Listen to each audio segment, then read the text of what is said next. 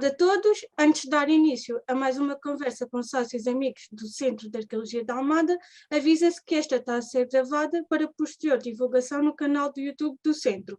Esta conversa intitulada O Contributo da Toponomia para a História Linguística da Almada, com o orador Carlos Rocha, professor do ensino secundário e doutor em Linguística na especialidade de Linguística e História pela Faculdade de Letras da Universidade de Lisboa. Atualmente colabora no subprojeto Galiza Portugal, do projeto Toponomástico Espanha, financiado pelo Ministério da Ciência, Inovação e Universidades em Espanha. Agradecemos a vossa presença. Durante a apresentação, pedimos que os microfones estejam desligados para não criar qualquer interferência ou ruído. Qualquer dúvida ou comentário poderão ser colocados no final da apresentação. E agora passo a palavra ao orador. Boa tarde a todos. Queria começar por agradecer ao Centro de Arqueologia de Almada o ter aceitado a minha proposta para vos apresentar aqui algumas ideias sobre de que maneira é que a toponímia, os nomes dos lugares, contribuem para a história do território, de um território e das populações. Portanto, aqui no caso será Almada. Isto é digamos, é um estudo ou é uma proposta que é aplicável em qualquer território onde haja história humana, não é? Portanto, é essa a intenção. O mapa que aqui tem é um pormenor da Carta de Álvares Seco. Eu tenho aqui a data de 1560, também tenho visto a data de 1561, mas nela já se... Estão-me a ouvir bem? Sim, estamos. Ótimo, então eu vou avançando. Sim. Mas nela já se vêem vários topónimos do nosso concelho cujo estudo poderia ser feito em associação com o conceito de Seixal, não é? Uma vez que se fala de termo da Almada, que abrangia também o atual conceito do Seixal, se não estou em erro, depois corrijam-me no fim. Sim. Ótimo, excelente. Vão-me interrompendo, se eu disser alguma asneira, corrijam-me, sobretudo a parte histórica, que de facto não... Quer dizer, domino relativamente à história da língua, mas há uma dimensão que é a do acesso direto a fontes históricas que, enfim, só muito tarde me aconteceu na vida. Mas, de qualquer maneira, a intenção é exatamente identificar esses topónimos e distribuí-los por épocas e por tipos linguísticos, por estratos linguísticos. Ora bem, o ponto de partida, onde é que para fazer este estudo, de que é que eu preciso, ou de que é que nós precisamos? Nós precisamos de um repertório toponímico, isso é frequente. Fazer assim, por exemplo, um dos repertórios que serve de base a estudos de toponímia é o repertório toponímico de Portugal, dos Serviços Cartográficos do Exército, já não tem este nome, 1967, mas aqui para a Almada eu usei como repertório base para o estudo o que se encontra em Almada, Toponímia e História, de Pereira de Sousa. São mais de 400 topónimos os recolhidos. Os comentados são mais de 400, há ainda outros topónimos que depois aparecem no índice desta obra, e a perspectiva adotada para o estudo destes topónimos é o de os relacionar também, sempre que necessário, à toponímia de outras regiões. Podem ser nacionais, como podem ser peninsulares, como podem ser europeias, como podem ser do Magrebe. É sempre necessário, no estudo da toponímia, encontrar algum paralelo com outras regiões que tenham, de alguma maneira, uma história linguística semelhante. Isso é importantíssimo. E, portanto, durante a exposição eu vou falar muitas vezes de regiões espanholas, não é? Não vou falar de Espanha, como um bloco, mas vou falar das regiões espanholas porque, sobretudo das do sul de Espanha, do Levante, ou seja, da zona oriental de Espanha, zona de Valência, que lançam alguma luz sobre a toponímia mais antiga do concelho de Almada. Portanto, são objetivos, como eu disse, caracterizar a toponímia medieval.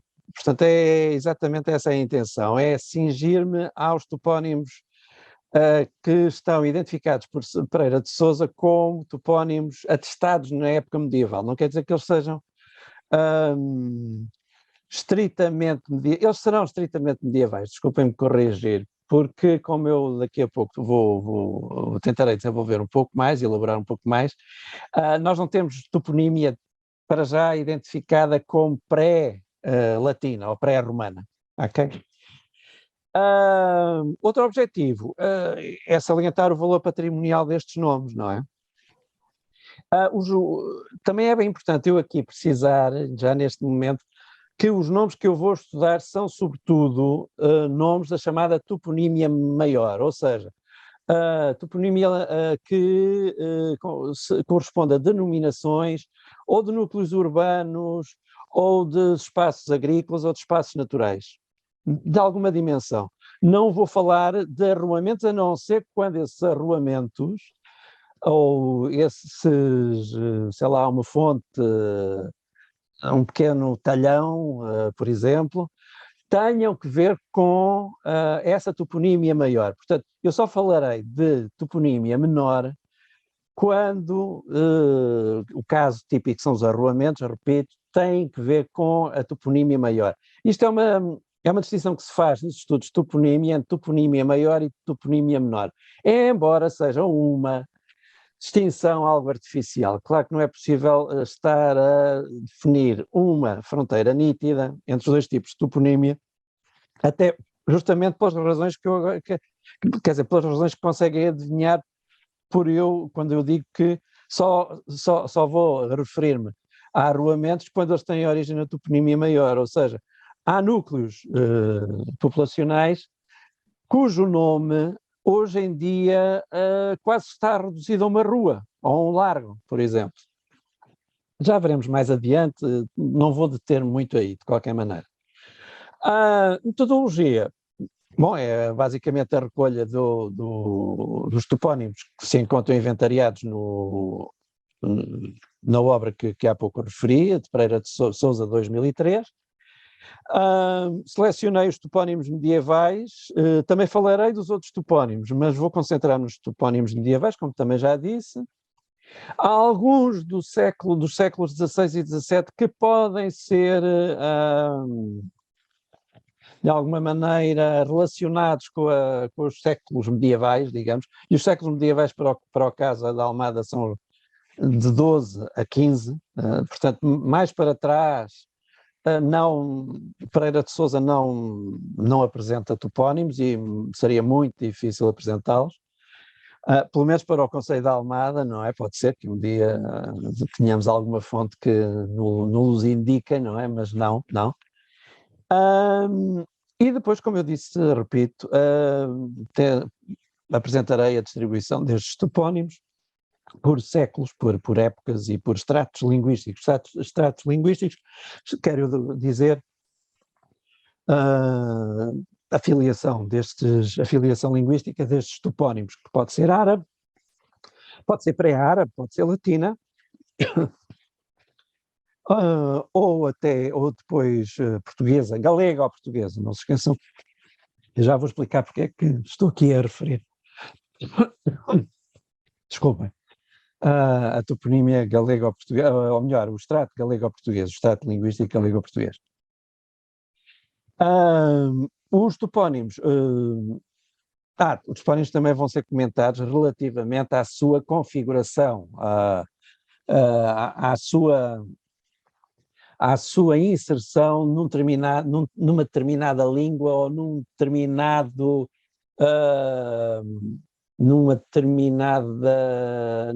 extrato linguístico, numa determinada época linguística, ou seja, há topónimos que têm uma configuração que, de alguma maneira, como podem calcular, se reporta, por exemplo, ao árabe. E normalmente o critério mais evidente e aquele que é mais didático é dizer, os topónimos começados por al são de origem árabe. Lá está, que é uma generalização abusiva, porque há muitos topónimos que começam por al e não são de origem árabe, não é? Fora do nosso conceito, se formos, por exemplo, um pouco a norte de Lisboa, já temos Albergaria, e mais a norte, na zona do Bouga, temos a Albergaria a Velha, e portanto a Albergaria não tem nada a ver com a. Bom, só para vos situar um pouco este tipo de estudos, o que é a toponímia? Como muitos de vocês saberão, a toponímia é o estudo dos topónimos. O que é um topónimo?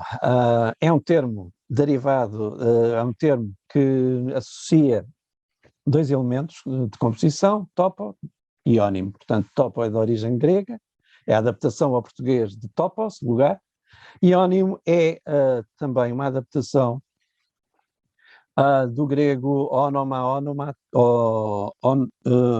onomatos, nome ou nome designativo de pessoa ou de coisa. Não é?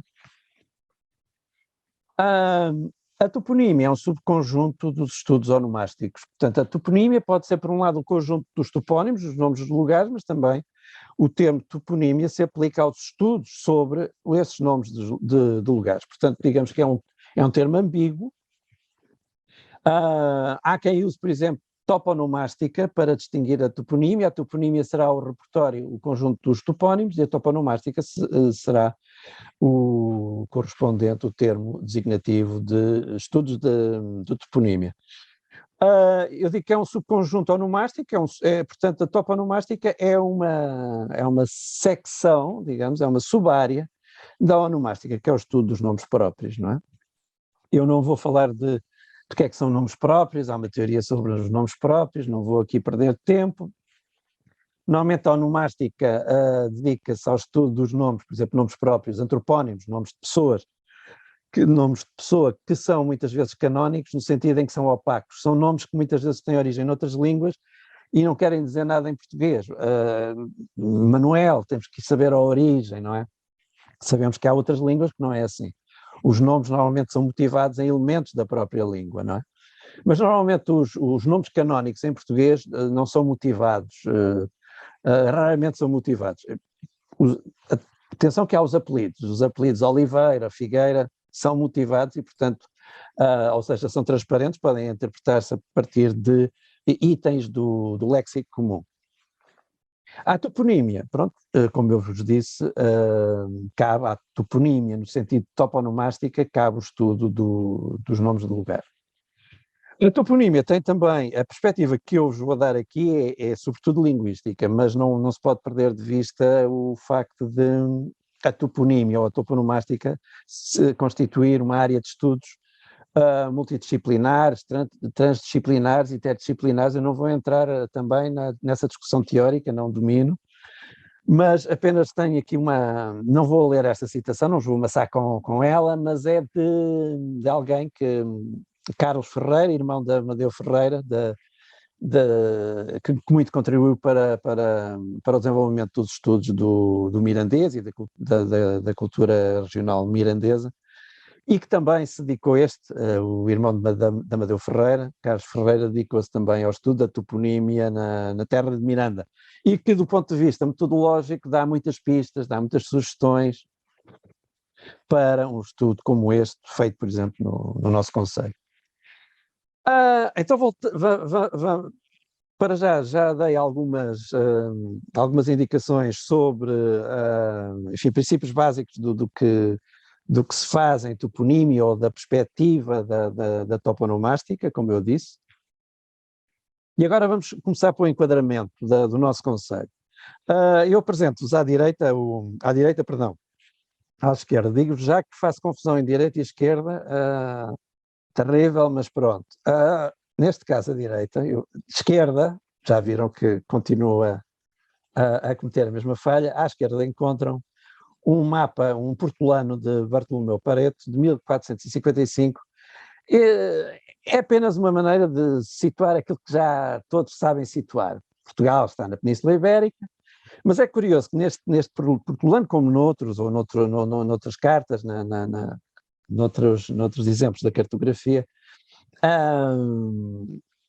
aparece aqui na faixa ocidental duas unidades muito bem identificadas. Por um lado, a norte, a Galiza, e a sul, Portugal, não é? E depois temos Lisboa, também está bastante destacado, não é? E tudo isto é muito importante para a história da língua portuguesa e, sobretudo, para aquilo que nos interessa aqui, que é a história da língua, das línguas, a história linguística do território da Almada, que tem que ver com... Hoje em dia há uma grande discussão acerca das origens do português, não é? O Fernando Venâncio relançou essa discussão e no fundo há uma certa... o português não aparece com Afonso Henriques, é óbvio, e fala-se muito mais de galego atualmente. Vinca-se bem, sublinha-se bem a herança galega no sentido amplo, não é? Da antiga Galécia, e é aí que surge Portugal. Não é? Galécia no sentido amplo suévico, digamos assim. A Galécia aqui ia até ao Mondego, se é que não ia até Lisboa, portanto, antes digamos, da anexação, se quiserem assim, ou da conquista do reino suevo pelo reino visigótico, e mais tarde a conquista árabe. Portanto, tudo isto tem eco mais tarde na Alta Idade Média, com a constituição do reino asturo-leonês, ou galaico-asturiano, para quem for assim mais militantemente galeguista. Mas o que é certo é que no sul da Galiza há uma marca, digamos assim, uma marca militar, não é? O Condado Portucalense, que se expande para sul e que vai trazer os falares do Condado, que são falares galegos, pertencem à origem galega. Esses falares, avançam para sul e mais tarde o reino de Portugal começa a usar, aperfeiçoa, isto é, usa uma língua que já estava bastante bem definida. O Fernando Venâncio faz gala em ser muito enfático relativamente a esse caso, de que os reis portugueses, a partir de Afonso III, já tinham uma língua feita, pronta a usar. A língua já era usada na literatura e, portanto, a língua portuguesa a língua propriamente portuguesa depois elaborada mais tarde, não é? Mas o que me interessa agora aqui é que nesta península, aqui, a Península de Setúbal, na margem noroeste, não é? Depois esse território, o nosso concelho, vai ser povoado por esses conquistadores e esses conquistadores vão trazer os seus dialetos galegos. Não é? Almada é um topónimo de origem árabe, mas é um topónimo de origem árabe afeiçoado a esses falares galegos, ou se quiserem galego ou portugueses, se formos muito, muito ciosos também do contributo português. Do lado direito tem um mapa bastante interessante de Potentier, vale o que vale, indica o avanço das forças cristãs no seu processo de conquista do sul, não é, do Algarve, que pertencia a essa unidade política que era conhecida por Al-Andalus, unificada sob o Emirado e depois o Califado e mais tarde, digamos, repartida por reinos de taifa, mais tarde unificada, toda essa história medieval que tem que ver com Almorávia das Almohadas, mas o que interessa é que este avanço militar é também marcante para definir o avanço desses falares galegos que se vão transformando em português cada vez mais.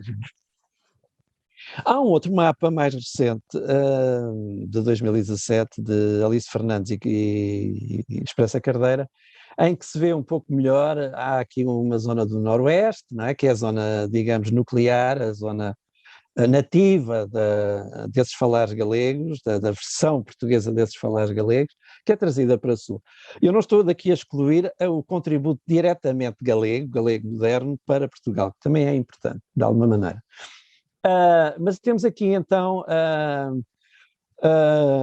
as extremas da chamada Reconquista, não é? Eu hoje em dia tenho um pouco receio de falar da Reconquista, porque é também um termo ideologicamente comprometido, portanto, Reconquista cristã, ficamos por aí. Temos aqui, portanto, a linha avançada das forças cristãs e do território cristão estava aqui no século XI, não é? No Vale do Mondego. Pouco antes da conquista de Santarém e Lisboa, e com Lisboa a margem norte a Península de Setúbal, temos aqui, pouco antes, temos esta linha avançada em 1135, e depois é isto que me interessa aqui. Portanto, em 1191, perdão, em 1147, dá-se a conquista de Lisboa e com ela digamos, da zona circundante, do seu hinterland, se me perdoam o termo estrangeiro, o anglicismo. Mas sabemos também que no final do século XII há um avanço das forças árabo-muçulmanas, é o período almorávida, que de facto consegue recuperar terreno na Península de Setúbal, não é? Portanto, há aqui um interregno de alguns anos que também abrange a parte norte da Península de Setúbal. Não consegui avaliar as consequências linguísticas não sei se é possível avaliar as consequências linguísticas deste período intermédio, após a primeira conquista da Península de Setúbal. Será um caso para ver mais tarde. Claro que há um foral anterior à Reconquista, aqui posso usar a Reconquista almorávida, estarei à vontade, mas não posso aprofundar este caso, nem vou discuti-lo. Bom, avançando, como é que se costumam distribuir os topónimos Estou muito atrasado? Posso continuar, Elizabeth, Mariana? Sim, não tem assim tempo para falar, pode falar. Sim, eu quero-vos deixar falar também, preciso de vos ouvir porque vou apresentar-vos aqui muitas dúvidas. Bom, então, estão a acompanhar, se quiserem interromper-me, interrompam-me, porque às vezes há aqui alguns pormenores, alguma informação tanto densa. Estou a ir muito depressa, querem que eu fale mais devagarinho? Como querem? Digam-me. Não me dizem nada? Não, é como nós estamos, desculpa lá, Carlos, é como estamos com os microfones desligados, demoramos às vezes um bocadinho para ligar e para falar. Sim. Mas sim. Sem problema. Continua. Está aqui, Pronto, é interessante este quadro, estava a ver os nomes, sim. Ora bem, então vou continuar. Portanto, estive a falar um pouco, estive a apresentar dois mapas, e esses dois mapas são importantes no sentido em que o aparecimento do português medieval, ou seja, dos dialetos galego ou galego-português, o que quiserem chamar, no século XII, depende exatamente da presença dos cristãos aqui na parte norte da Península de Setúbal, ou seja, na área de Lisboa. Mas quando nós falamos de topónimos, ou quando falamos, por exemplo, de léxico comum, sei lá, falar da palavra casa, ou da palavra alfinete, falamos sempre em estratos linguísticos. Distribuímos as palavras, podem ser palavras de uso comum, ou podem ser os nomes próprios que correspondem aos topónimos, e distribuímos-los por épocas linguísticas. Essas épocas linguísticas, normalmente, nestes estudos, são encaradas como estratos. Portanto, é uma metáfora que se vai buscar à geologia. Ora bem, há várias, mas há uma proposta, já com 90 anos, de Leite Vasconcelos, e que propõe arrumar, digamos assim, os topónimos portugueses por vários tipos, portanto estes tipos têm uma sequência temporal, portanto têm uma cronologia, e identifica como, para já, nomes pré-romanos. E este termo pré-romano é muito vago, não é? Portanto, estamos a falar de pré-romanos, do ponto de vista linguístico seria mais adequado falar em pré-latino, não é? Portanto, são nomes anteriores à implantação do latim na Península Ibérica e na área onde moramos, onde vivemos, aqui, o norte da Almada, que pertencia à Lusitânia. Os topónimos portugueses, os topónimos portugueses de origem pré-romana ou pré-latina, no fundo constituem um grupo heterogéneo. Tem sempre que ver com a enorme diversidade linguística que, ao longo dos séculos, antes da presença romana e da assimilação do latim pelas populações autóctones ou, enfim, indígenas, e também com a chegada de colonos romanos. Portanto, essas línguas anteriores a todo esse processo de latinização, não é? De romanização, correspondem a várias línguas. Umas são línguas indo-europeias. Já sabem que o indo-europeu é uma grande família linguística que veio da atual Ucrânia, sul da Rússia, portanto as chamadas estepes pônticas. Aqui chegaram várias línguas, fala-se muito de celta, hoje em dia tem que se rever um pouco essa ideia, mas sim, línguas indo-europeias sem dúvida, isso está ainda inscrito nos chamados potamónimos, ou seja, nos nomes dos rios, os nomes mais antigos dos territórios europeus normalmente são, e não só, muito provavelmente também no norte da África, são nomes de rios. Aqui em grande parte da Europa, muitos dos nomes de rios têm origens, ou pelo menos têm uma configuração indo-europeia. Isso acontece e há também nomes de núcleos urbanos bastante antigos, como Braga, Évora. Na Península de Setúbal, nós não no Conselho, nós não temos, pelo menos no repertório de Pereira de Sousa, não temos topónimos pré-romanos, não temos topónimos pré-latinos, pronto, não sei se isto causa pena a algum de nós, mas temos na Península de Setúbal.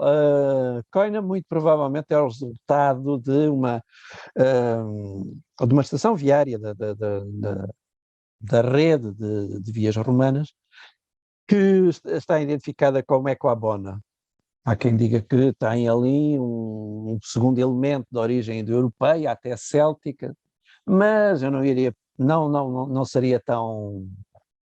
Não estarei tão seguro relativamente a isso. De qualquer maneira, sim, há na Península de Setúbal toponímia pré-romana, e é o caso de Coina, que tem um valor patrimonial linguístico enorme na Península. Nomes latinos, portanto nomes romanos. Beja, parece que não, mas Beja é Pax em língua árabe, não é? A adaptação de Pax. Uma adaptação já tardia, não é? Seria Paque, e Paque é alterado foneticamente pelas populações que falam árabe em Beja, mas temos outros que estão mais de acordo com a natureza, com as características dos falares galaico-portugueses ou galegos simplesmente, Chaves, por exemplo. Nomes germânicos, há muitos de origem antroponímica, ou seja, nomes próprios de pessoas indivíduos, guerreiros que tomaram posse de aldeias e vilas, sobretudo no norte de Portugal até ao Volga, quando muito até ao Mondego, todos esses conquistadores, se é que alguns desses nomes também não vêm da época sueva ou visigótica, mas muitos deles vêm sobretudo da época galaico-asturiana, não é? E esses guerreiros ou esses proprietários usam nomes de origem germânica. Os nomes arábicos, os nomes arábicos, logicamente, para além dos nomes começados por al, que é o artigo árabe, temos também nomes de rios começados por odi, que é uma adaptação galaico-portuguesa, ou galego-portuguesa, ou só especificamente portuguesa, uma vez que não há este tipo de nomes de rios na Galiza, impossível, a Galiza esteve relativamente bem escudada pelo território portugalense da presença de tropas árabo-muçulmanas, mas este ódio vem do Adi, que encontra, por exemplo, no território espanhol, como Guadarrama, por exemplo, ou Guadalquivir.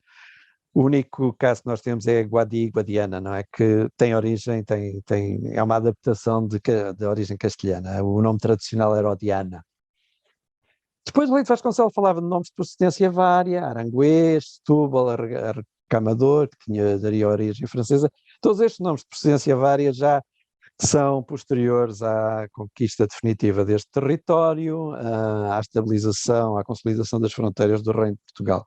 E temos nomes portugueses propriamente ditos, nomes mais tardios, que se baseiam em nomes próprios, muitas vezes esses nomes próprios são alcunhas, outras vezes temos nomes baseados em designações que envolvem, sei lá, extensões agrícolas, olival, por exemplo, é muito comum.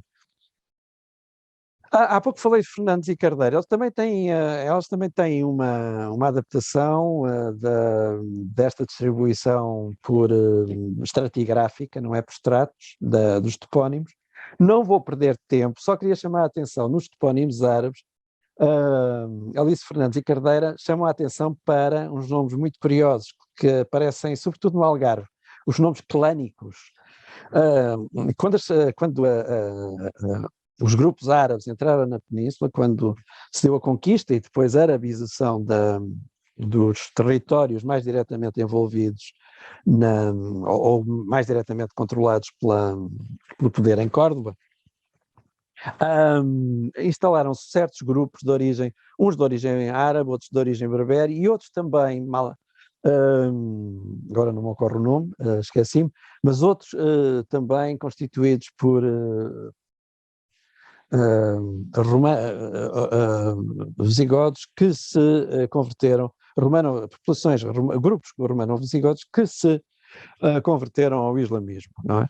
E então temos nomes de famílias ou de clãs, nem sequer são famílias, são clãs, não é? Portanto, é uma família alargada que tem, no fundo são patronímicos, têm o elemento ibn, ou então bani.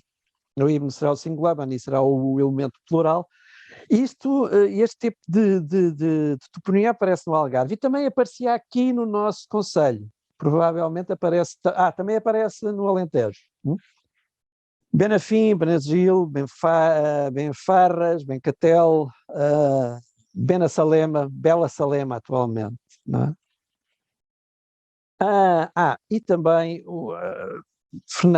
Alice Fernandes e Cardeira chamou a atenção para nomes de origem latina que evoluíram no nosso território, mesmo sob controle árabe ou muçulmano, mas que são de origem latina, ou seja, são de origem latina patrimonial. Digamos que é o latim lusitânico, não é o latim galaico que veio das regiões a norte do Douro ou a norte do Volga, mas sim é topónimos que têm que ver com o chamado romance moçarábico ou moçárabe. Atualmente usa-se mais romance andaluzi, portanto o latim que se desenvolveu nos territórios controlados por Córdoba, não é? Há vários, Messinos, Moncarapacho, Alfontes, há uns que estão arabizados, tem o artigo Alfontes, Alportel. Outros foram também adaptados à fonética árabe, Cacela seria Castela, esse grupo ST passa a T, é adaptado ou ao romance moçarábico ou diretamente ao árabe, por aí fora. Também Loulé, Monchique. Loulé eu terei dúvidas que não concordo tanto com a Alice Fernandes, mas pronto, não vou agora falar sobre isso. Bom, para não estar a perder tempo, eu ia periodização, sobretudo da zona sul, do sudoeste de Portugal, portanto a zona sul portuguesa, a sul de Mondego. Do ponto de vista linguístico temos, claro que temos o período pré-romano, temos o período latino, temos o período do latim tardio, que coincide com o período visigótico, suevo-visigótico. Aqui não sei se suevos tivemos, mas sim, visigóticos com certeza. Mas o que nos interessa aqui, sobretudo, é o período andaluzi, portanto, o período em que o território é controlado pelo poder árabe ou pelo poder andaluz, poder andaluzi, centrado em Córdoba. Temos o período galego-português, o galego-português que é trazido, como eu vos disse, pelas forças de Afonso Henriques, não é? E mais tarde com as forças que voltaram a conquistar a Península de Setúbal, aos Almorávidas, aos Almohadas, e 3, o período português propriamente dito, o momento de consolidação do reino, em que o galego-português falado aqui no Sul é cada vez mais o português. Bom, há uma coisa importante, só para vos explicar o que eu vou dizer a seguir e depois espero acabar e não vos amassar mais com estas questões. É que os nomes que nos vêm, por exemplo, isto vê-se muito bem nos nomes de rios. Os nomes de rios, como vos disse, são nomes bastante antigos. E quando nós comparamos o nome do norte, eu digo norte a norte do Mondego, e o nome do sul a sul do Mondego, ou digamos a sul do Rio Lis, o que quiserem, mas decididamente a partir do Rio Lis, os nomes que nós temos, os topónimos são profundamente alterados pela arabização. Portanto, a norte dessa linha, o que nós temos, portanto, temos radicais e afixos pré-latinos, que são adaptados ao latim. Há uma adaptação fonomorfológica, fonética, e há também elementos finais tipicamente latinos que são sufixados a esses radicais pré-romanos. E portanto, não há uma interrupção, não é? As populações continuaram a utilizar a língua de sempre, foram-na alterando desde o latim, e esses nomes foram sendo alterados até à fase galega-portuguesa, não é? Portanto, são nomes patrimoniais, sobretudo a norte do Mondego, sobretudo, volto a frisar, sobretudo a norte do Volga, e são nomes patrimoniais, são recebidos desde a época romana até aos dias de hoje. Quando nós falamos dos idortopónimos ou dos potamónimos, os nomes de rios do sul, temos profundas alterações, porque há uma fase que não existe a norte do Mondego ou do Volga, que é linguística, não é? Houve a implantação do árabe, não é? Em situação inicial de bilinguismo, com o tal romance moçarábico ou andaluzi, e mais tarde pensa-se que a partir do século XII, XIII, a situação terá passado ao monolinguismo e, portanto, houve condições para todos estes nomes que vinham de época pré-romana, foram alterados na época romana, terem sido alterados pelo árabe. Reparem, por exemplo, Tag, que é o nosso rio Tejo, tem origem num radical cuja terminação não sabemos, é Tag, provavelmente significa qualquer coisa como agitado, turbulento, muitas vezes são designações que são denominações que se referem, que são adjetivações, são descrições do rio que se quer nomear. Portanto, este elemento Tag, a que se deu uma terminação latina, Tagus. Por exemplo, em grego é Tagon, se não estou em erro, não é? E o nome foi adaptado à morfologia grega. E quando chega à fase árabe, há aqui duas coisas interessantes. Uma, o guê não há... existem em certas modalidades do árabe, atualmente, por exemplo, no Egito, mas no árabe que chegou aqui à Península, que terá sido trazido, ou que terá sido, sobretudo, assim, disseminado ou difundido por tribos iemenitas, não é? Este fonema, este segmento não existe, este segmento é interpretado como Dj, isto chama-se, é uma africada pré-palatal, vozeada ou sonora, se quiserem, isto é o jargão dos foneticistas e dos fonólogos, ou então J, que é de facto o som que depois com que chega Tejo ao português de hoje, não é? Há também um outro elemento importante que é a passagem de A a E, ou A, um A palatalizado, e que é interpretado em português como E. Portanto, esse fenómeno do A ao E chama-se Imala. Portanto, o país, Portugal, como sabem, é um país que tem uma dupla herança, não é? Tanto do ponto de vista climático, hoje já não tanto, porque o clima mediterrâneo mais seco está a avançar a norte, mas temos sempre o Atlântico e o Mediterrâneo, temos a herança indo-europeia mais a norte, uma herança não indo-europeia a sul, uma herança germânico-românica a norte, uma herança mediterrânica árabe a sul, não é? Não quer dizer que a fronteira entre estes dois espaços é porosa, portanto também não é uma fronteira estanque. De qualquer maneira, ela reflete-se na forma que o património toponímico assume a sul do Mondego. Bom, eu só queria também chamar a atenção para uma carta que é muito importante. A leitura é de Rui Mesquita Mendes, a quem eu agradeço a ajuda, que é uma carta muito curiosa, de 1289, já estamos em época pós-conquista definitiva do território do Algarve e do sul do Alentejo, estamos nas vésperas do Tratado de Alcanises, que levou à inclusão da Ribacoa em Portugal e do território de Olivença, e penso que também da zona de Porto Alegre, Ronches e Campo Maior, creio. Portanto, em Almada, já desde o século XIII, temos colonização e contacto linguístico de quem tenha cá ficado, da época árabe, com quem tenha cá chegado e falava dialetos galego-portugueses. E temos esta carta de venda, não é? De Estevão Soares e Sancha Pires, que vendem uma casa a uma mulher e duas filhas, não é? Portanto, a 3 pessoas que têm nome árabe.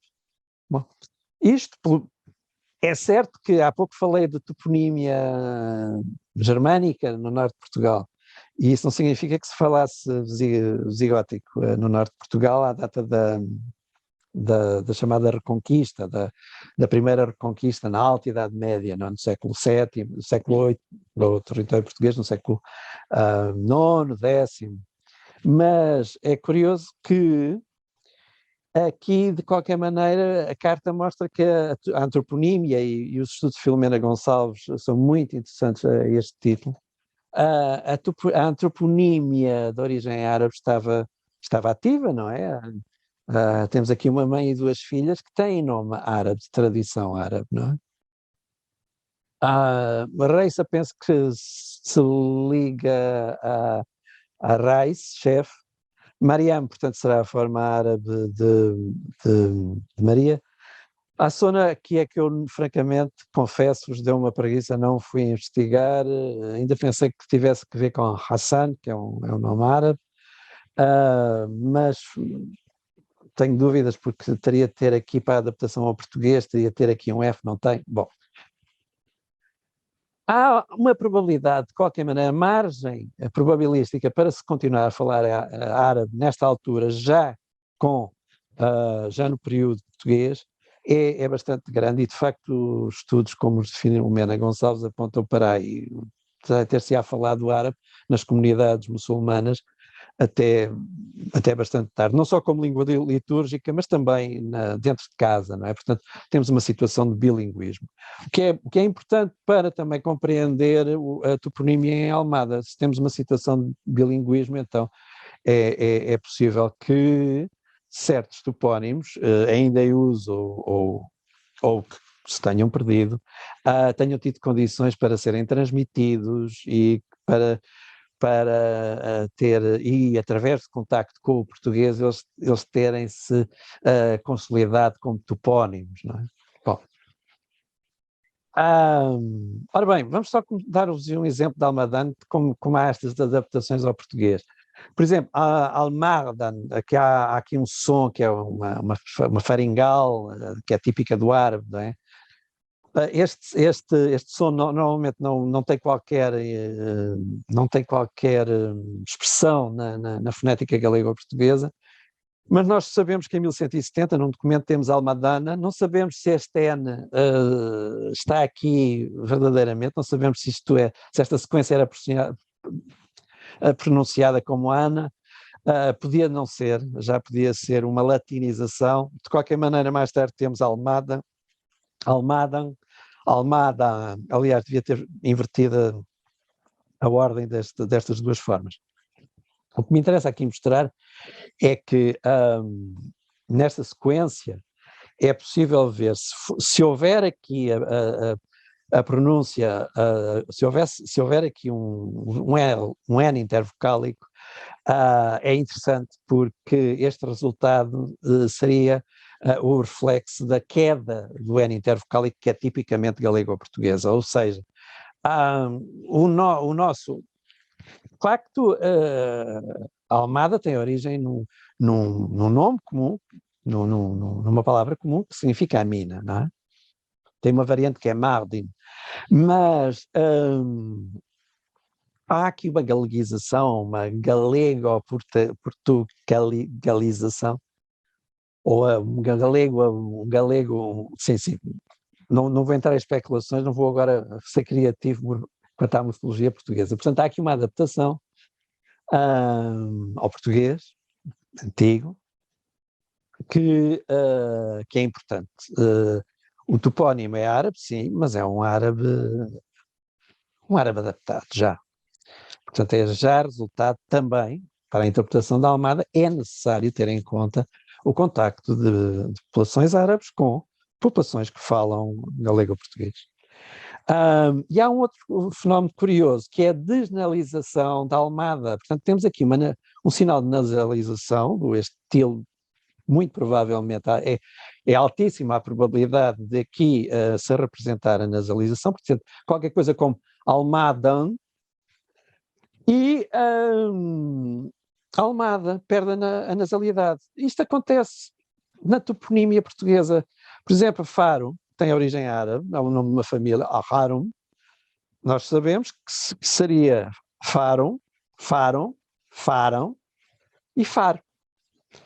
Isto acontece, por exemplo, no próprio vocabulário comum. Por exemplo, órfão. A forma popular é órfão, não é? Órgão. Uma forma popular, órgão. Por exemplo, orégão, oregos. Portanto, este fenómeno é já tipicamente português e é galego também. É também um fenómeno galego. Portanto, é um fenómeno galego-português quando há nasalização final e o acento está na penúltima sílaba, portanto, o acento não coincide com a nasalidade, a nasalidade perde-se, não é? Bom, isto para vos alertar para, sim, árabe sim, mas há aqui um árabe também alterado por contacto linguístico. Bom, então vamos ao que interessa. E estou quase a acabar, espero eu. Dos 459 topónimos deste levantamento de Pereira de Sousa, e seria importantíssimo editar e rever esta obra de Pereira de Sousa. Eu acho que é uma obra admirável. Há uma outra que precedeu, mas esta enfim, é a base deste trabalho. Não estou a dizer que é melhor que a outra. A outra penso que o enfoque é nos arrolamentos. também nos arrolamentos. Esta é importante porque apresenta-vos a chamada toponímia maior, como eu vos disse, a toponímia que designa núcleos urbanos, espaços agrícolas e naturais de certa extensão. Portanto, há vários que estão em desuso, há vários topónimos que estão em desuso, e há 69 que, na sua globalidade, remontarão à Idade Média, não é?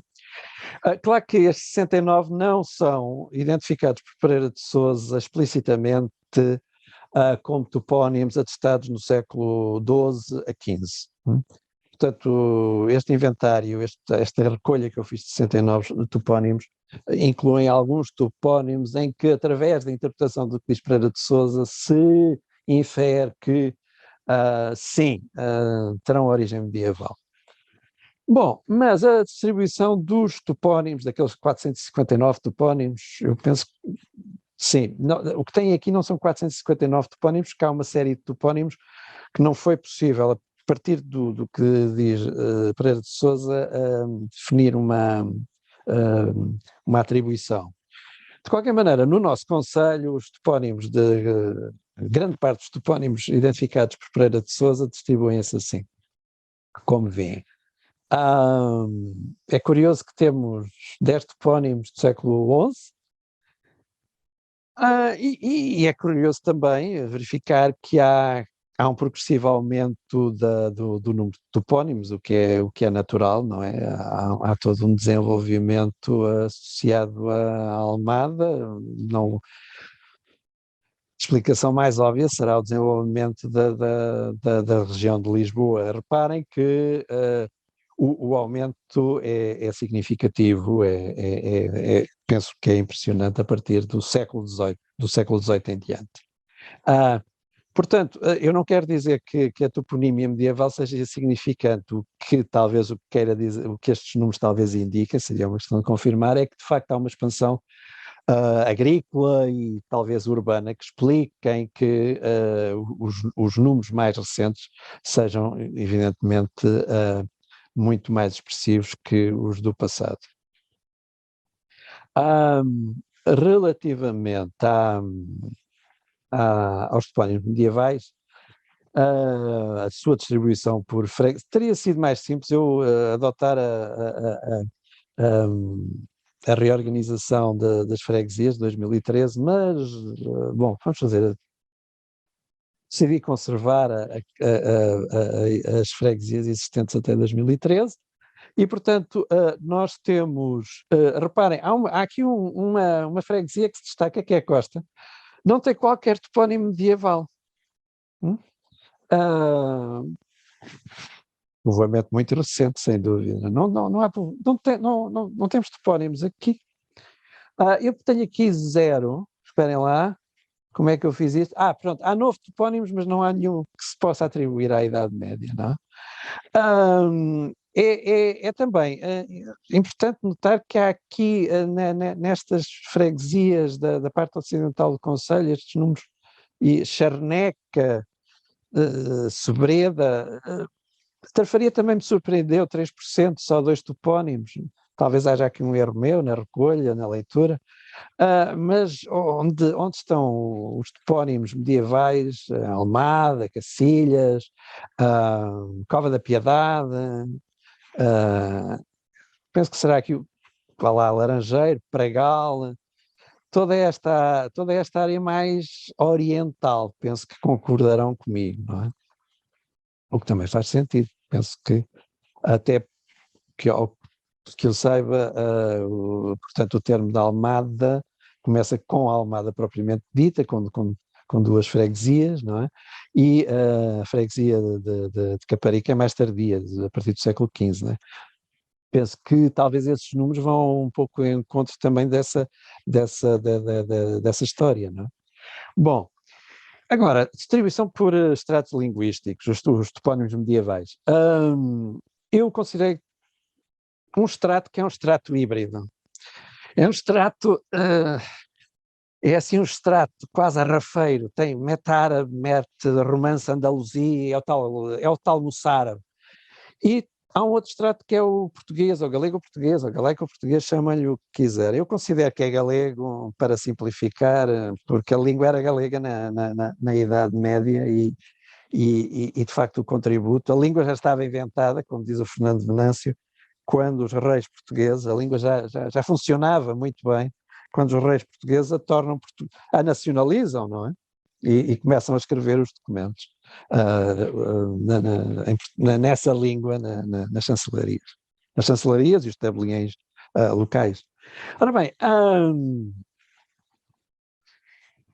o que aqui me parece que é impressionante é o impacto do galego português, não é? Claro que há uma herança árabe, romance, andaluzia importante, não é? Isto são relíquias, não é? Há aqui essas relíquias que quer dizer, eu fico muito entusiasmado a fazer assim um jogo de adivinhas com todos estes topónimos mais antigos. Há uma porque me obriga a querer estudar árabe, e a outra é porque muitas vezes o árabe que lá aparece não é nada que se pareça a árabe. Avançando. Isto que este slide é um horroroso, é rebarbativo, não é? Para a leitura, eu não vos vou obrigar a ler, eu só queria chamar. É que destes topónimos medievais, em uso nós temos 60, eles são 69%, como há pouco disse, 68% ainda estão em uso, mas 32% caíram em desuso. Vários deles há vários de origem árabe. Uma das conclusões, quando eu me calar, uma das conclusões é de que há uma certa erosão da toponímia árabe. Não sei, essa conclusão, daqui a pouco podemos discutir, é muito tentativa, não é? Não sei se há, de facto, um tipo de toponímia que desapareceu, um tipo de toponímia árabe que desapareceu. E é esta que tem o tal patronímico, o tal elemento patronímico. O Benacerquel, o Benalfar, o Benacedril, isto desaparece, de acordo com o Pereira de Sousa. E depois há aqui um topónimo que eu acho que é uma maravilha, que é este Almoroche. Ao que sei, a Pereira de Sousa considera híbrido, portanto tem aqui um artigo árabe, tem aqui um elemento românico que ele identifica como moroiço, montículo, pequeno monte, mas eu já vos mostro, eu acho que isto deve ser outra coisa e é completamente árabe. Quanto a subtipos toponímicos, reparem que a toponímia pode ter vários tipos de classificação, pode-se repartir os topónimos por épocas, claro, obviamente, vamos datar os topónimos, isso tem que ver com a atividade da datação dos topónimos, podemos identificar os topónimos, determinar a sua distribuição por estratos linguísticos, pelas diferentes línguas que se falaram no território, mas também podemos interpretar os étimos desses topónimos e depois identificá-los ou com o léxico comum, ou com a antroponímia, ou com outra área dos nomes próprios, e depois ainda verificar se, por exemplo, os nomes comuns dizem respeito a, por exemplo, a elementos da natureza ou a aspectos da paisagem urbana, não é? Por exemplo, a aspectos da topografia. Ora bem, numa amostra de 281 topónimos, foi possível eu verificar que a amostra está enviesada, de certeza, eu não tive a oportunidade de classificar todos aqueles 459 topónimos do Pereira de Sousa, portanto aquilo que eu consegui classificar foram 281 topónimos, mas entre eles há um aspecto bastante importante antroponímico, e eu arriscaria aqui a importância que têm as quintas a partir do século XIX, XX. O Francisco talvez pudesse aqui corrigir ou ajudar-me. Também topónimos têm origem em léxico comum que tem que ver com a descrição do terreno, portanto 62%. Topónimos têm que ver com a alusão à flora, ou a produtos agrícolas, portanto, à fitonímia. Também a termos comuns que têm que ver com a pecuária ou até a fauna local. Portanto, a fitonímia 52 nomes, 13 quanto à zoonímia, 23%. E depois temos nomes que não têm que ver com rios, mas têm que ver com a presença de massas de água em geral. Fontes, por exemplo. Fontes, depósitos, o que quiserem, 9%. Ora bem, então vamos só ver, eu quero me calar, mas estou quase. Vestígios do romance moçárabe. Bom, haverá aqui vestígios no conceito de Almada desse romance, dessa forma de latim que aqui foi falado mesmo durante o período árabe, durante o período de dominação árabe, talvez. Há um topónimo muito curioso que me tem dado voltas à cabeça, se souberem, por favor, aceito todos os esclarecimentos possíveis e imaginários. A minha imaginação leva-me a supor que este topónimo Brielas, não é? Será bastante antigo e eu poria em relação com Belas. Odivelas é híbrido, tem aqui este elemento Odi. Também aparece no Alentejo, a Ribeira de Odivelas. Um importante estudioso da toponímia portuguesa, Joaquim da Silveira, propunha que este Velas tivesse origem árabe, não sei. Frielas, Bucelas. Há quem também diga que não, que isto será um híbrido, mas patronímico, terá aqui um Abu, esse elemento Abu também faz parte da antroponímia árabe, não é? Portanto, os nomes árabes, os antropónimos árabes muitas vezes levam a que uma pessoa seja conhecida por ser pai de alguém, Abu, pai. Bom, mas Brielas talvez tenha que ver com tem de ser posto em relação com alguns nomes que podem ter que ver com o período, com o romance latino, falado no sul da península. Cacilhas também aparece no sul do distrito de Coimbra, se não estou em erro. Machado me punhou em relação com o termo caça, não sei. Tem aqui Ilhas, uma terminação que não aparece no norte, a norte do Voga, seria Elas, seria, sei lá, Castelas, não sei, ajudem-me. Caparica também, não estou a discutir a lenda da capa e penso que a obra do Conde dos Arcos também se refere à Caparica, obviamente, mas eu poria em relação com Caparida, do outro lado do rio, não é? Mourelos é muito curioso porque este Mourelos tem uma configuração galaico-portuguesa, não é? Nortenha. Será que é desta época? Mas pode ser desta época, sim. Pode ser de uma época, ou melhor, pode pertencer a este extrato latino. Toponímia árabe é um mundo. Eu não vou amassar os botões mesmo a hora. A localidade de Alcaniça. Talvez Alcaniça, a igreja. Embora para Sousa signifique mesquita. O que é curioso, porque de facto há um período, no início do período muçulmano, há uma série de fenómenos de sincretismo, ao que pude apurar, não é? A arqueologia tem mostrado que no início desse período há sepulturas, não se percebe muito bem se as ossadas, enfim, o falecido está virado para Meca ou não é? Enfim. Bom, eu não vou me lançar mais, só queria chamar a atenção para, há bocado, ele tem relação com aquela carta que eu vos mostrei, daquela mãe e as duas filhas. Almoroz, em desuso, Sousa diz que provavelmente é um híbrido, algo mais moroso ou moroso, que seria uma forma de moroiço, no sentido de montículo. Acho que não. Há um investigador, ele trabalha em Múrcia, Poglinton, é um inglês, mas tem-se dedicado à investigação da toponímia árabe na zona de Múrcia.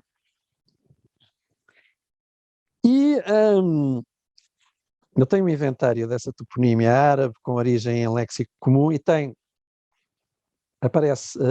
ele identifica, registra Almoroz, ao pé de Toledo, e Almorotes, em Alicante, um território de língua catalã, para aqueles que não são tão simpatizantes da causa catalã, ou da causa linguística catalã, ou a descrição de linguística catalã, uma forma valenciano-meridional. Tem origem em Muruj, que é o plural de almargem, portanto, prado, pântano.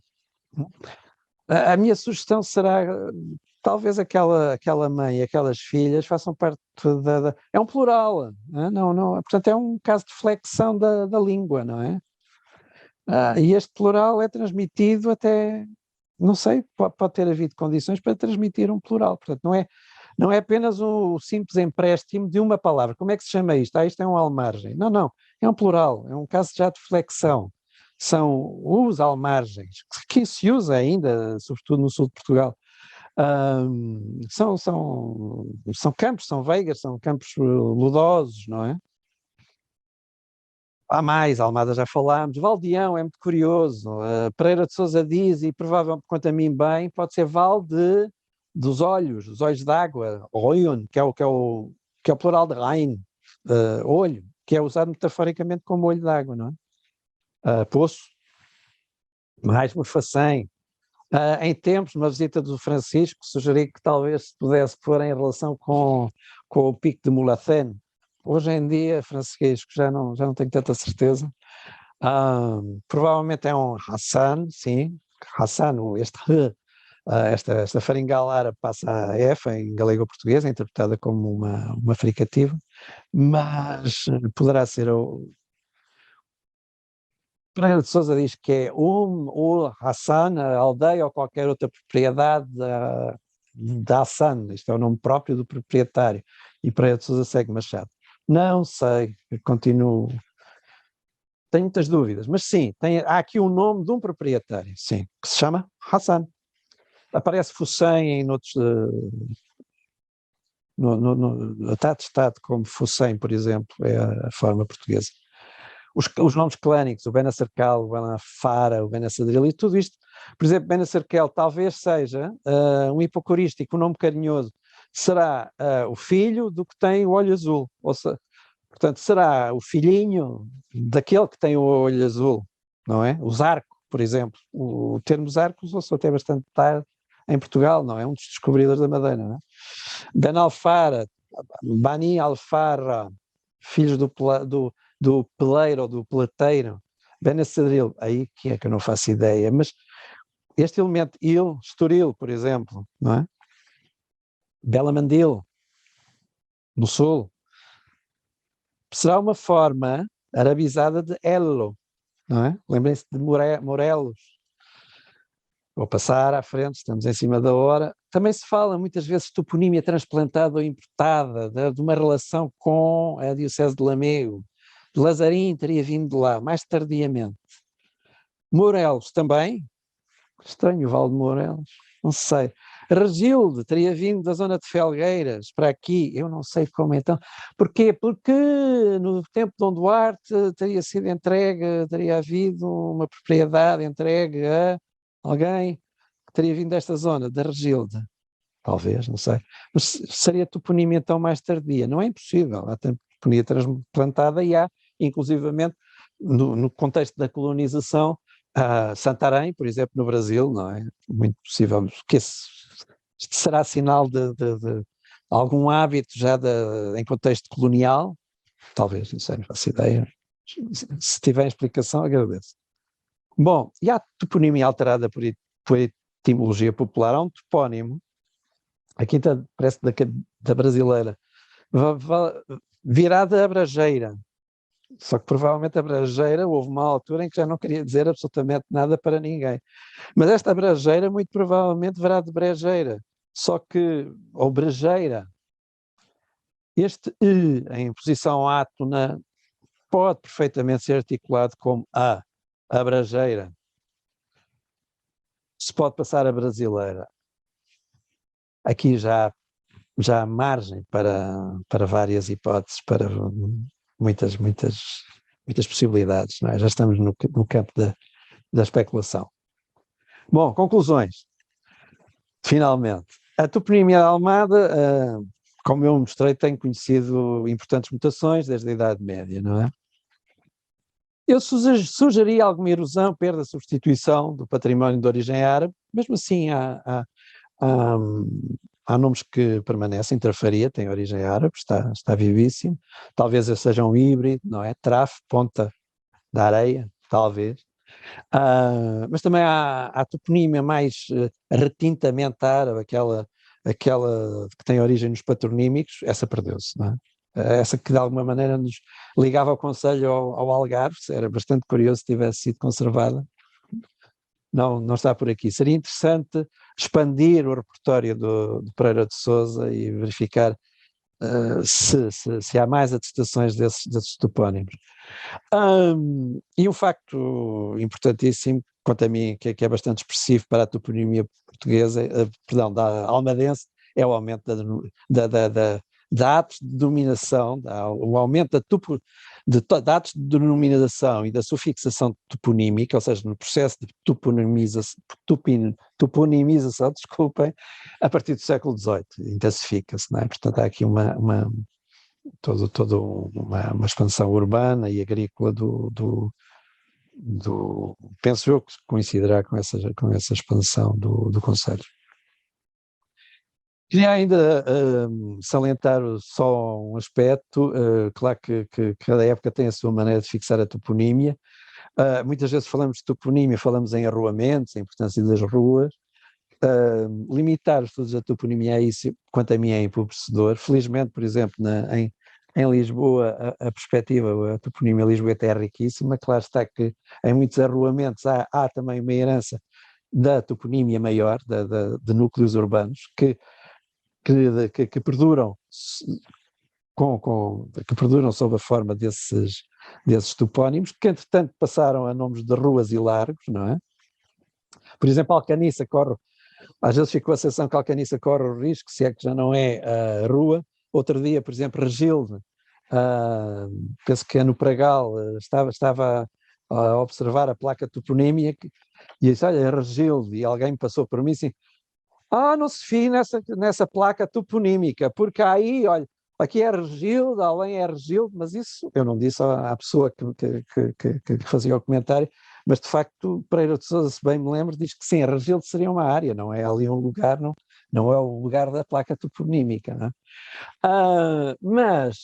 Portanto, essa toponímia dos arruamentos muitas vezes tem função evocativa, não é? De uma personalidade que se quer homenagear, ou comemorativa, 1º de Maio, os perseguidos. Sem dúvida, é uma época e valoriza-se e conserva-se. Mas, quanto a mim, não estou a dizer que no Concelho de Almada não se esteja a fazer isso. Vamos à Almada Velha e há muito tempo que se faz isso. Eu penso que Pereira de Sousa teve outras figuras tiveram um papel tiveram um papel neste processo. Eu penso também o Centro de Arqueologia terá tido alguma palavra sobre esta situação. Mas o que eu quero dizer é que importa também olhar para os topónimos mais antigos, os que guardam no final, os que são testemunha, não é? São documentos do passar de diversidade cultural e linguística do nosso concelho, deste território, não é? Muito obrigado pela paciência. Eu sei que excedi o tempo, ficou pouco tempo para falar, mas olha, estou à disposição, espero não ter sido muito maçador, com certeza fui, mas olha, peço desculpa e fico à vossa disposição. E vou deixar de partilhar a tela, o ecrã. Dou agora início ao espaço de debate. Qualquer pergunta, comentário, estejam à vontade.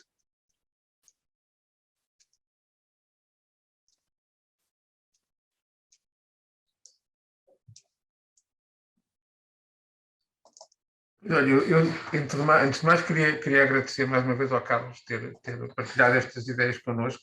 Isto são questões às vezes um bocadinho complicadas assim numa primeira abordagem, mas acho que que é interessante para nós percebermos de facto e muitas vezes eu, quando faço as visitas guiadas, escuso-me sempre a falar de toponímia, como vejo, são assuntos complicados. E muitas vezes a gente diz coisas que depois não têm nada a ver com a realidade e no fundo, o trabalho que o Carlos tem feito tem-nos ajudado a perceber que as coisas são complicadas e que mais vale às vezes a gente não embarcar na primeira teoria e tentar aprofundar um bocadinho mais e tentar perceber que as coisas nem sempre são preto e branco. Mas pronto, eu da minha parte gostei muito, interessa muito. Há um trabalho que o Carlos fez, que ele aqui apresentou-se resumidamente, mas que tem a ver exatamente depois com cada um destes topónimos que o Pereira de Sousa identificou e que ele faz, digamos, uma análise crítica e que nós gostávamos de vir a divulgar, assim que seja possível, portanto, estamos a pensar nisso. Mas pronto, desde já queria agradecer a participação, não é? Não só do Carlos, como quem teve a assistir. E pronto, também dizendo que isto vai ficar disponível, espero ver se o Carlos autorizar. Dentro de alguns dias vai ficar disponível na internet e o Centro de Ecologia da Almada continua a ser um espaço para nós fazermos estas tertúlias e estas conversas. E pronto, e certamente que se houver outras questões mais complicadas e outras perguntas que não se façam agora, eu acredito que o Carlos está disponível noutras alturas, nem que seja por e-mail, para continuar a esclarecer sobre estas coisas. Eu já agradeço muito, eu também vou ter que sair, tenho que ir para uma formação, mas pronto, agradeço a todos e agradeço mais uma vez ao Carlos e cumprimentos a todos e a todas, até breve. Obrigado. Obrigadíssimo. Obrigada.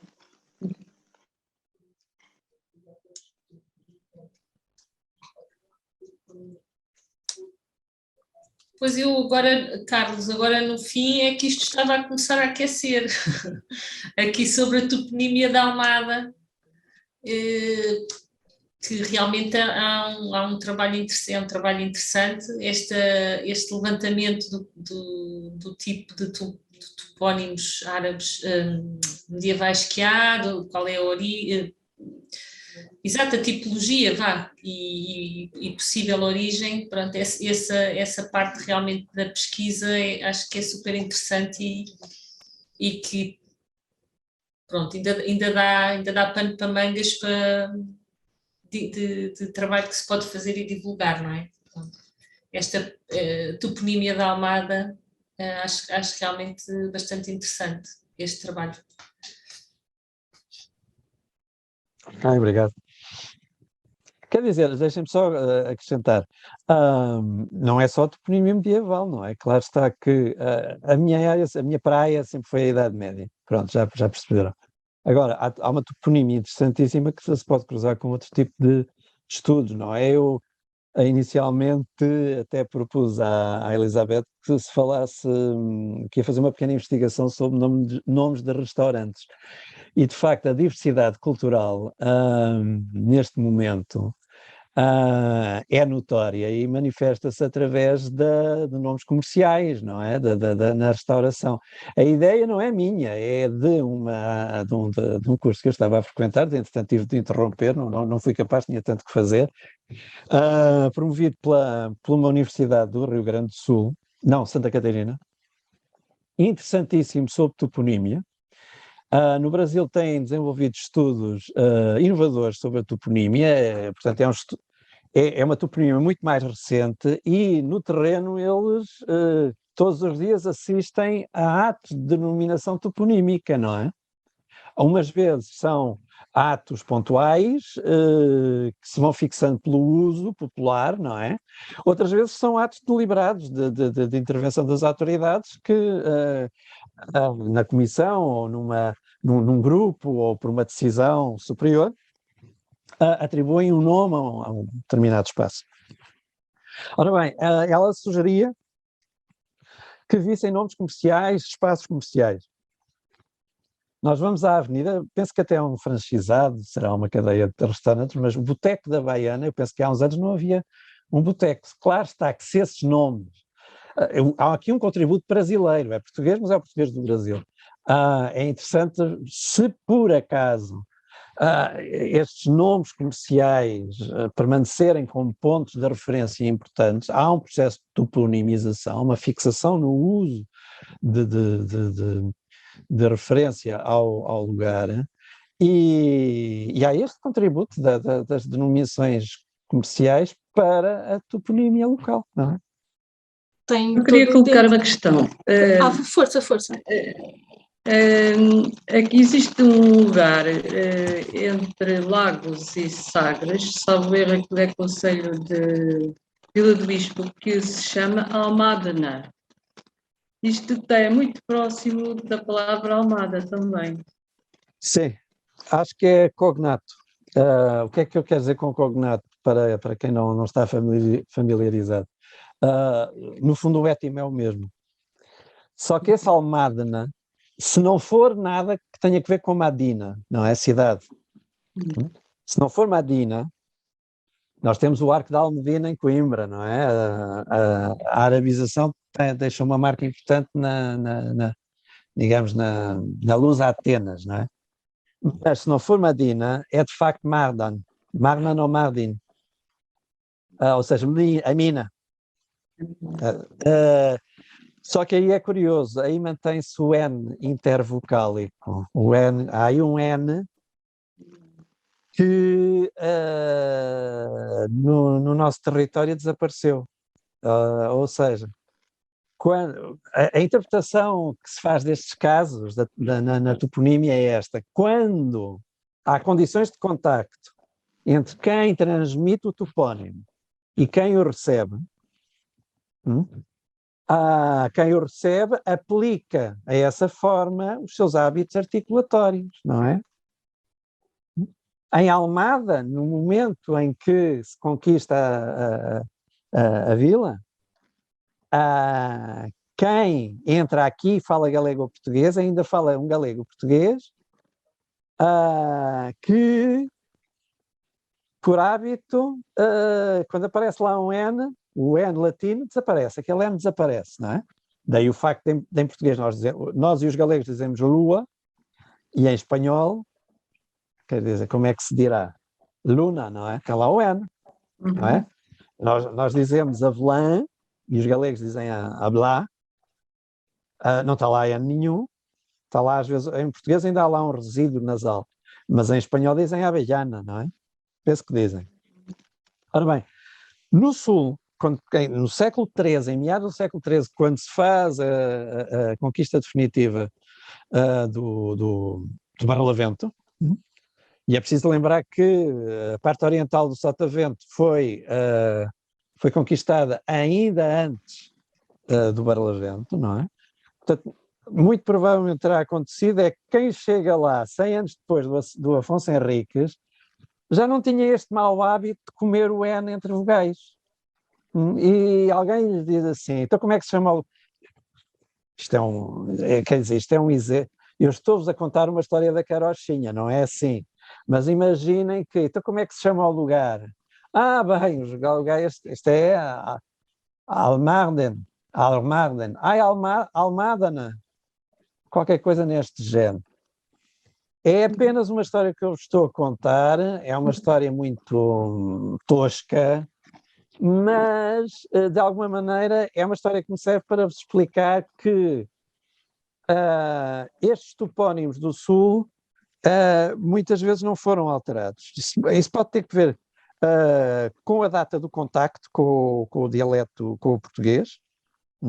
Quanto mais tardio, menos provável é que tenham aplicado os traços, tenham aplicado os hábitos articulatórios do galego-português mais arcaico.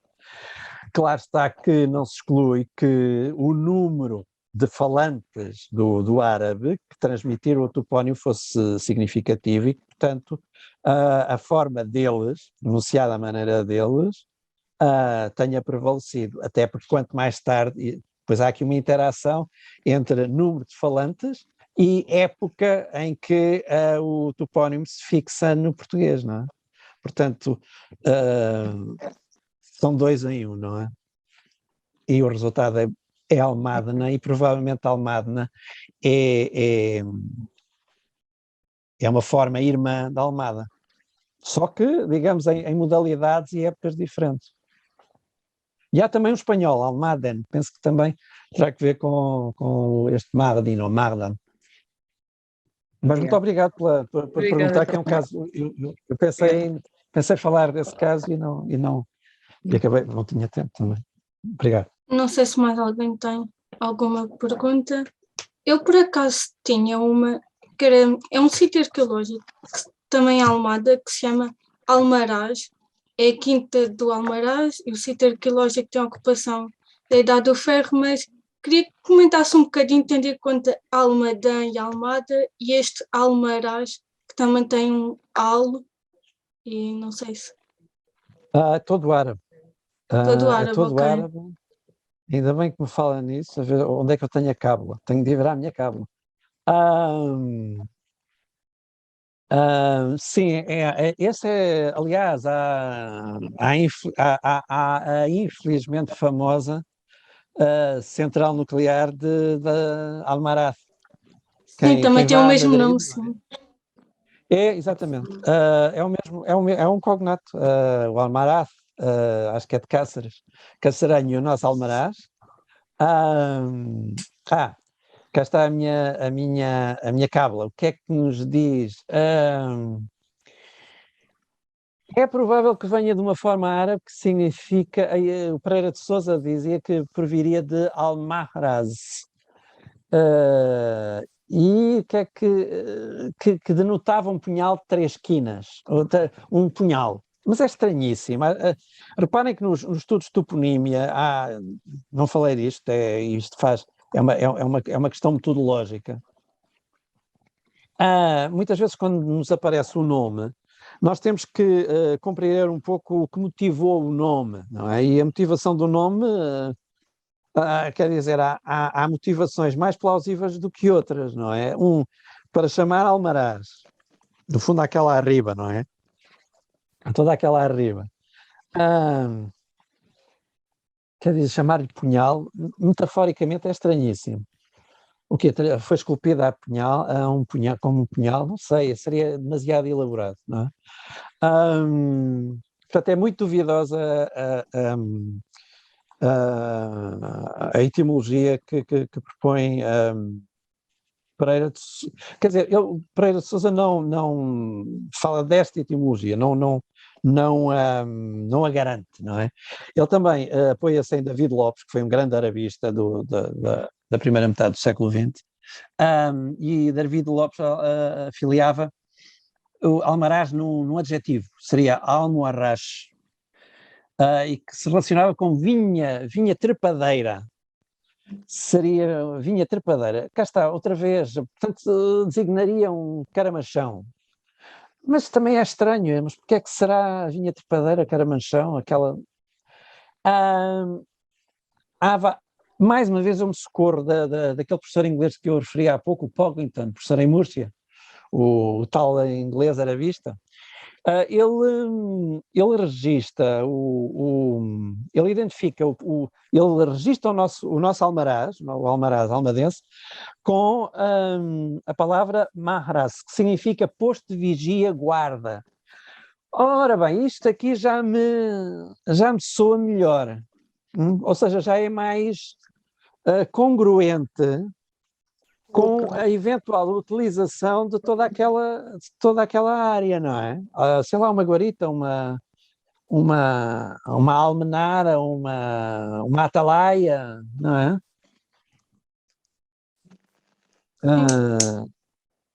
Penso que é o que eu tenho para dizer, Mariana. Obrigada. Não sei, mas olha, há várias hipóteses que se perfilam. Para mim a mais plausível seria esta, sim, ou esta última, proposta por Poglington. Então, sendo assim, já que não há mais nenhuma dúvida, eu dou por encerrada esta reunião e a próxima será divulgada pelos canais habituais. Só queria acrescentar uma coisa. Eu reitero o agradecimento que enderecei à Elizabeth Gonçalves e ao Francisco Silva, o apoio. E queria também agradecer aos Alma, especialmente na pessoa da Edith Prada, que, olha, tem sido extraordinários, não é? Isso e tem sido importantíssimo para este trabalho. Muito obrigado. Obrigada. Boa tarde.